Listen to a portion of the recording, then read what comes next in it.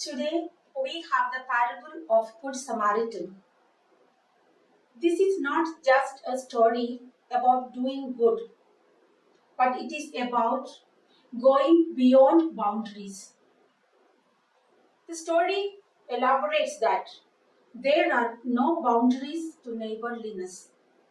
Love your neighbor as yourself is not about any limits. Here I am reminded of the life story of Sindhutai Sabkal, whom I met a few years ago.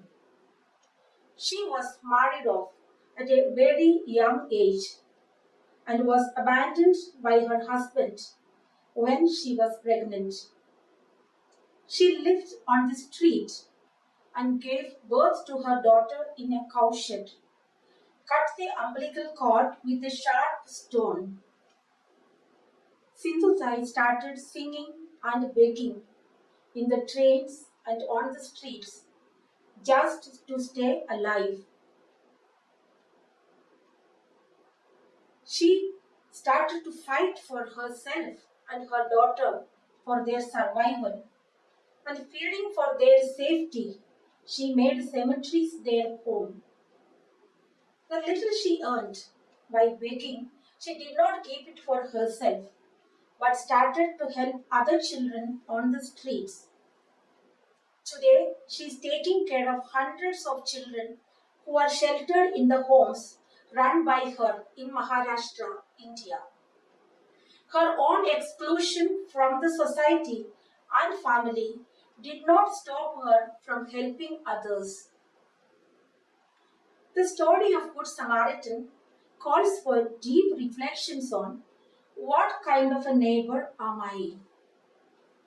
How can I reach out to the other with compassion and care, irrespective of my own status and the status of the other?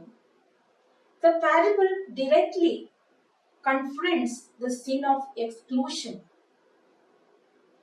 Exclusion creates in everyone's psyche the characteristics of subordination, servitude, dependency, and unquestioning obedience, as well as vulnerability. This parable is a powerful attack on all forms of prejudice and feelings of superiority.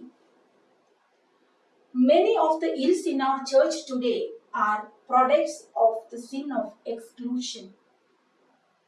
It could be addressed by taking closer attention to the virtue of inclusion, especially doing away with deep-rooted patriarchy, misogyny, clericalism, which propagate exclusion. Currently, the church in India is reeling under the shock of a bishop being accused of sexually abusing a nun. It was further shocking for many when the accused bishop received visits from his fellow bishops in prison. The complainant nun, to whom the solidarity and compassion should have been shown by the authorities, is completely ignored. Even the people who are supporting the nun are intimidated in various ways. The women religious congregations are standing with the powerful, or they lack courage to speak up. Another point of reflection here is that of ritual defilement. This man was severely beaten, half dead, oozing blood, with broken bones, and perhaps the priest feared that he had already died. For a clergy of those times, ritual purity was so important that he refused to reach out to this wounded person, fearing defilement. Even today's religious context, we put laws and rituals before human being. Whereas Jesus taught us to use the law for the well-being of the society and for the good of the people. The laws should be relevant, real, and contextual. The life of the church, first and foremost, be a perpetual solidarity with the suffering humanity, says Bishop Romero. But our church often works within the framework of the church laws and rituals, which the ordinary people normally do not understand. In reaching out to the victim, the Samaritan gives up something, loses something, but gains something more important. He might have been poorer in financial terms and troubled in human terms, but he became rich in his own humanity by the act of generosity. So, to whom should I be a compassionate neighbor today?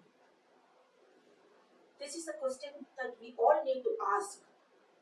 Perhaps that woman who is raped by the powerful, perhaps the victims of clergy abuse, perhaps the community of sisters who are excluded and confined within the four walls because they decided to stand up against the abuser, perhaps the victim of domestic violence, perhaps the divorced single mother. There are many more. Do we have the courage to stand by them? Will I choose to be a good Samaritan to them?